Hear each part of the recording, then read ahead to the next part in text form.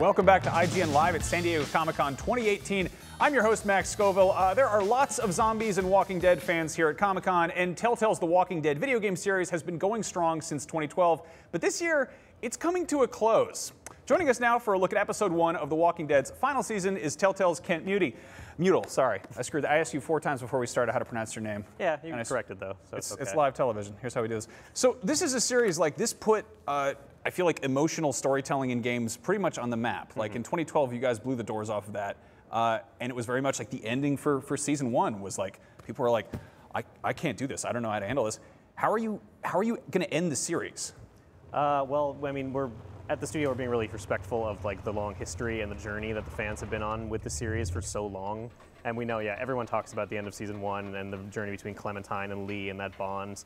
And so basically, because we know the world has fallen in love with Clementine over all these years, we're basically trying to make sure that her story gets an ending that feels satisfying and a resolution to basically the journey she started on since the very first season where Lee started to take care of her and teach her how to survive in, you know, the world of the zombie apocalypse. Yeah, I mean, you go to like the trailer for the final season, and all the comments are just, Clem, no, don't do it. It's like you're holding a gun to a loved one's head. Everyone cares a lot about Clem. Yeah, well, you've been building her up as this wonderful character for so long.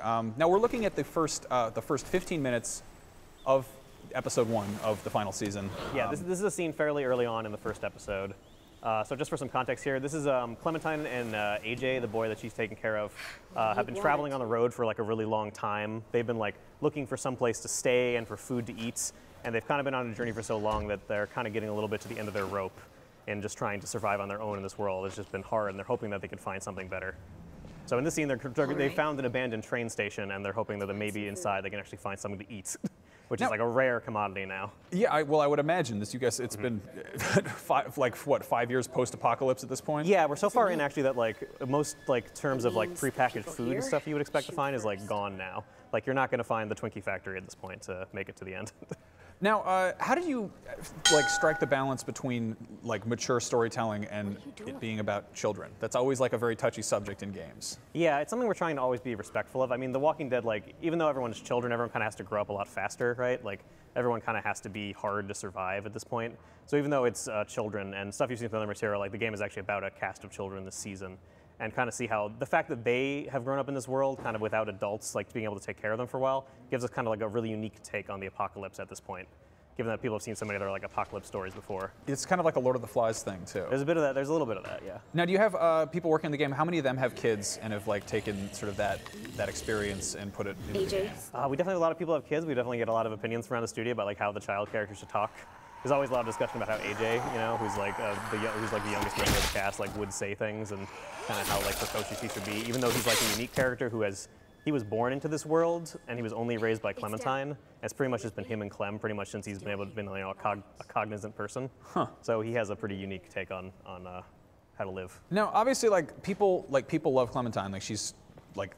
You get attached to her. Like there's this kind of almost like Stockholm syndrome thing where you're like, oh, this game has emotionally beaten me up. Like I'm attached now. How would you feel her character arc has kind of come together? Like just overall that's a good question. I think so. Basically, like the beginning. So Clementine basically started out as like a child of innocence and light because she just kind of was that way naturally before, you know, zombies hit the world.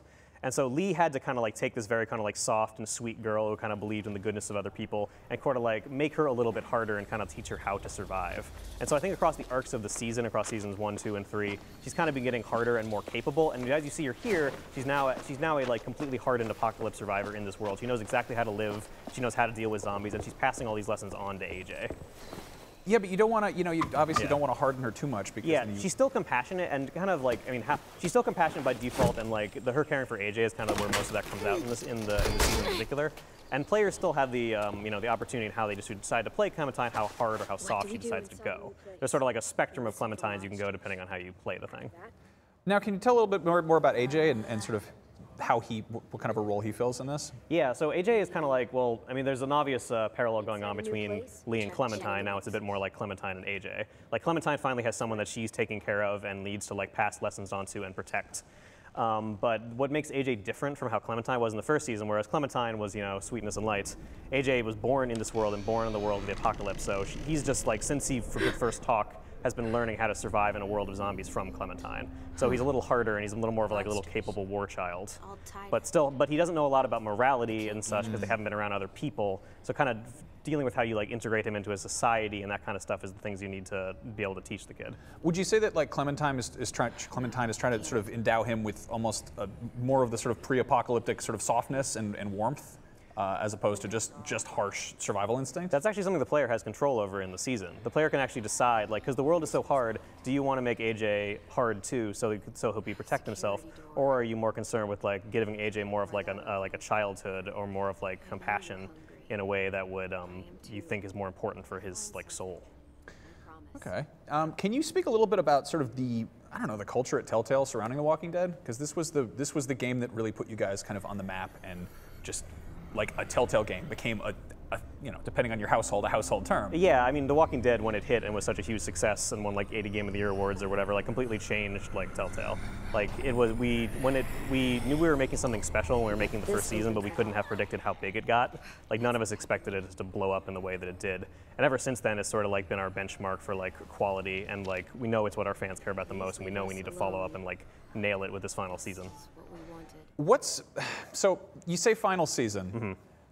You've done sort of side steps, and there was the Michonne, and there was 400 Days, and you've done sort of like tertiary things to The Walking Dead. Is this the end of Telltale's relationship with The Walking Dead this season? This season is the end of Clementine's journey, and that's as much as I'll say on that. Okay, well that's fair enough. Yeah. Now a lot of people, I think, that sort of that interactive narrative approach to games, like people are always pushing that envelope further and trying to really drive it home.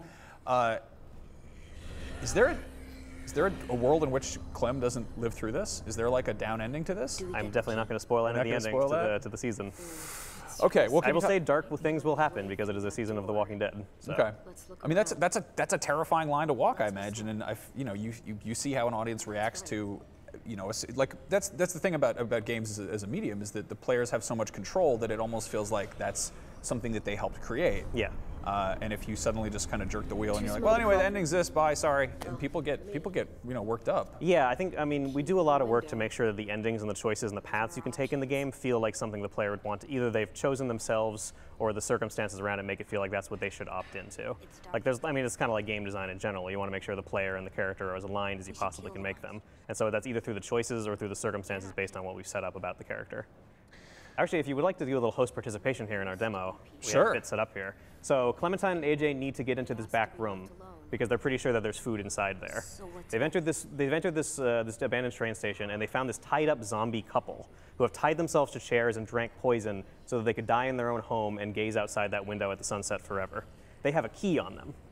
So Clementine could kill them and take the key, despite the fact that this is what they wanted, or you can send AJ through that small hole into possible danger, but you know that there's food in there. Ooh, and Clementine has talked about, like, AJ goes like, we should kill them, they're not people. And Clementine says something to the effect of, but they were used to be people, and as people, they asked to be left alone. And so what would you choose in this scenario? You know what, I think it's just a safety hazard to have them sitting there. I think we should ace them, we should get rid of the couple. Okay, kill the couple.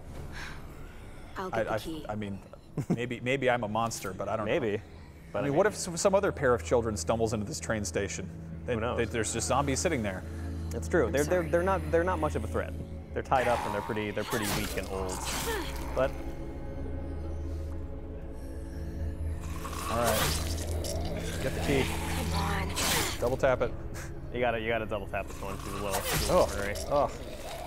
Yeah, the gore and the character models and stuff look really fantastic this season. I think we could say.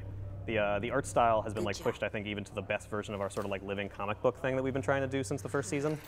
We even have this thing we're calling graphic black, where like objects far away from the camera get like really solid black and solid colors and stuff as you get farther away to create this sort of depth of field effect that's like comic book based as opposed to like camera based. Have you ever considered doing a black and white filter for these games? I mean, we've thought about it. I feel like that could be really cool, just because it would look like really like the comics. Yeah, it could look really cool. Now this is, we've seen you guys kind of put The Walking Dead previous seasons on all sorts of devices. Are there ever any plans to do like a remastered kind of complete series that really wraps everything up together, or is that? We've actually released The Walking Dead: The Complete Collection for consoles. But now you've put out the final. Now we put out the final. So I don't know if in the future we'd add to make some kind of collection that includes this as well. It is important to note, if you haven't caught up on The Walking Dead and you want to, if you pre-order this season, you will get The Walking Dead Complete Collection for free. All right. Can we check in on what's going on in this just horrible dystopia here? Yeah, we should. So Clementine and AJ found a back room, which is clearly where the zombie couple was staying, and AJ even finally found some bullets for his gun. Clementine has taught AJ how to shoot the same way that Clementine taught Lee taught Clementine to shoot. And he's like, it's like something he's good at because he is, trained to survive in the apocalypse. That's right. So, but him having a gun at this point was almost like a security blanket. It's not really, and now he's suddenly got bullets for it, and it's like a real thing. Yeah. Oof. You can definitely tell he's used it before, but they were out of bullets. And the beginning of the scene we didn't see actually starts with him like clicking the gun in the car. And that kind of immediately tells you how AJ is a very different child. AJ was born into the apocalypse, and this is the kind of world he's had to grow up in. So he's way harder than a child growing up in our world would have to be. Spoiled. This is gnarly. Yeah. This is some bleak business right here. It should make you feel some bleak things. And you can actually, even right here, choices still matter. You can actually determine whether AJ gets to swear or not. Huh. As you know, Clementine has her classic swear line where she would get mad at Lee for swearing in the first season. Now you finally get to decide yourself should the child swear, and it actually determines whether he swears or not in the future. Parenting. Yeah. Yeah. So still some of that classic stuff that we liked about season 1 and kind of getting to adjust how Clementine learned things applies to AJ as well. But Clementine and AJ they found some food in the back, but it was all spoiled. But then they noticed that there was some kind of door in the floor here, which maybe is promising. Come on, rip it up, get in there, find out what's down. Oh.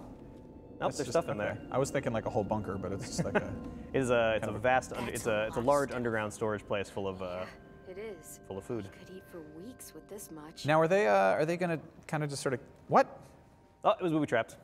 Oh, I was like, who's down there with grenades? All right, well, there was a rope. so much for that canned food. Yeah, that's not going to work now. Oh, At least man. not the stuff near where it exploded.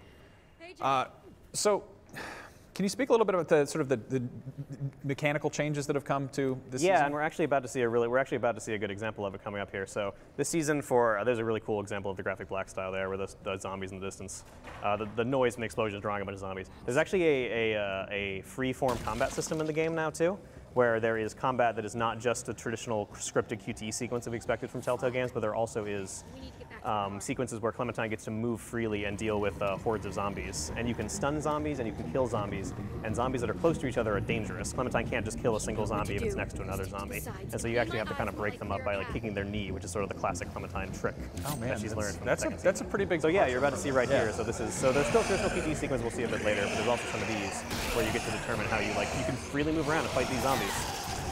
And it's completely in control of the player how to deal with this dangerous situation. If you mess up, those zombies will kill you. Oof, and it is rough. Over here. Now, for people who are just playing, AJ also helped you out here. Okay, that's cool. By knocking that thing over in that zombie. Thanks, buddy. Oh God, Clem, no. So for people who are primarily just playing for the story, is there sort of like an easier mode for that if they're terrified? We've intentionally designed those sequences to not be that difficult. I mean, the game, it's still a Walking Dead game, and it's not about hard gameplay and testing you on mechanics. It's all about the story. I think we should actually get to watch this sequence here. This is Clementine and AJ. The explosion from the grenade drew a bunch of walkers coming out. They're desperately trying to escape in the car. Clementine just stabbed the keys into that zombie. Okay. Car keys. Well, now that we know are they going to get away? No, they're stuck in the car.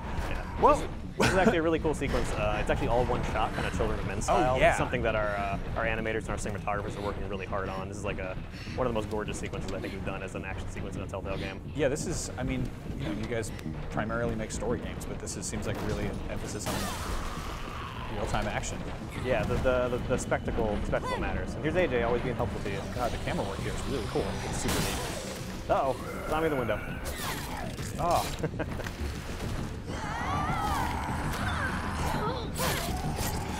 Yeah, AJ with a little knife. So again, this is really pretty early in the game. And Yeah, this is pretty much the opening chapter of the game. And there is, of course, entirely a scenario where you don't open that panel and turn on the grenade and attract a horde of zombies. In this, you do always open that panel. You do always open. Yeah, Okay. Although you get to determine how you get in there, and there are more significant choices that branch things a little bit more later in the episode. Cool. But this sets the tone for the whole story. This is the kind of world that Clementine and AJ are living in, and how hard it is for them. This is gnarly. The sequence is so cool. The animated cinematography is amazing. Well, We've got to wrap things up here. The first episode of the final season of Telltale's Walking Dead hits PC, PS4, and Xbox One on August 14th, and there will be a Switch version to follow. I really, really hope you don't kill Clem, but if you do, I mean, props to that, I guess. Now, if you're a fan of Telltale's Walking Dead, you'll definitely want to stick around, because coming up, exclusively on IGN, we are reuniting the voices of Clementine and Lee, and then later on, total change of tonal pace, we're going hands-on with Super Smash Bros. Ultimate. But right now, we have to take a short break.